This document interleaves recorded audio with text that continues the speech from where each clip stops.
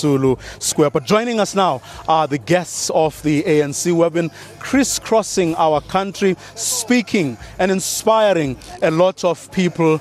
They really need no introduction. It's the Cuban Five that has been here doing a lot of work and doing a lot of talk. How do you feel, sir? Oh, we feel great. I mean, everywhere we have gone and visited, we have received the deepest expressions of solidarity, of gratitude to Cuba. And I could say that it goes both ways. We are very grateful to the South African people. We are very grateful to the political organizations, the ANC, the Communist Party, COSATU, and Focus for all the solidarity that we have received. And we have felt like home everywhere that we have visited. What is the one thing that you'll be taking out of this particular trip? I mean, so far. You still have a few more days to go to other provinces, but so far? So far is the love we have received from South African people. And for us it's very important because remember that South African patriots, as Nelson Mandela, Sisulu, all comrades that resisted prison and went through a struggle, they serve as an inspiration for the Cuban Five. When we were in prison, solitary confinement, we drew strength from the example of South African patriots. And for us it's very important to be here because the freedom of the Cuban Five is a victory of you all. And shows the power of solidarity, the power of unity. And we are here to say thanks. We're also here to say that the struggle must go on. La lucha continúa. Well, of course, your country is facing a lot of changes with shall we call it, the softening of the stance by the Americans. Where do you see the future of Cuba? Well, I see the future in Cuba in the Cuban people. In the Cuban determination to build our socialism, the way we want to build our socialism.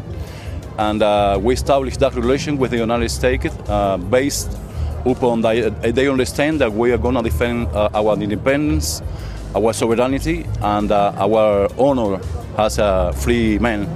And on that basis, we can have any kind of normal relationship with anybody in the world. So hopefully the United States and Cuba can go forward, and we trust that that's going to be the future, a better future for both people and both countries. What do you think of President Obama? Do you think he's the kind of guy who will be able to see what he has started through? I think President Obama has started doing the thing that the Cuban government and the Cuban people asking a lot of presidents of the United States to do. So particularly I think he got that courage to do that, but we still got to see forward how long he can do it, because we still have the blockade of the United States against Cuba. We still have the Guantanamo base in Cuba, and those two issues is very important issue. It's not only the relation for the interest of one country or another. It got to be a relation with the respect of the Cuban sovereignty, the Cuban independence, and I think he can do a lot more in that direction. And we hope we're sitting, and he's sitting with our president, and we can talk of all those issues that are important for the both countries. So, but of course, he has been a very courageous president to do what he has been doing to the relation with Cuba, because it never happened before that any president want to open an embassy in Cuba and have that way, open way for the relation between the two countries.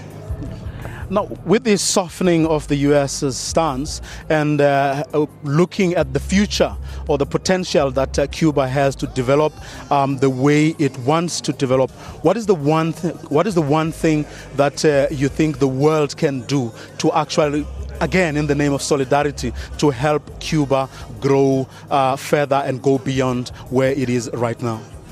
Well, we still have a blockade in place, which has to be lifted. We still have the Guantanamo base on Cuban territory, which is an illegal base. I believe that the world is already united regarding the blockade, what is shown in the United Nations every year when the majority of the countries vote against it. So it's time for the world to keep united on that front and to push the U.S. into lifting the blockade. I believe that the conditions are good now for that. Even in the United States society, the tide is moving forward toward the lifting of the blockade. So we need from the world that little push so Obama can leave the presidency with the blockade already lifted. Thank you very much. Well, there you have it. That's a job for all the solidarity forces to actually take into account, or to something to think about. Let's all help Cuba push for an end to that American blockade. Well, here's a little one. I see that they're here. Hello, youth. Hello. How are you? I'm fine. What are you doing here? Supporting the Cubans. You know the Cuban fight?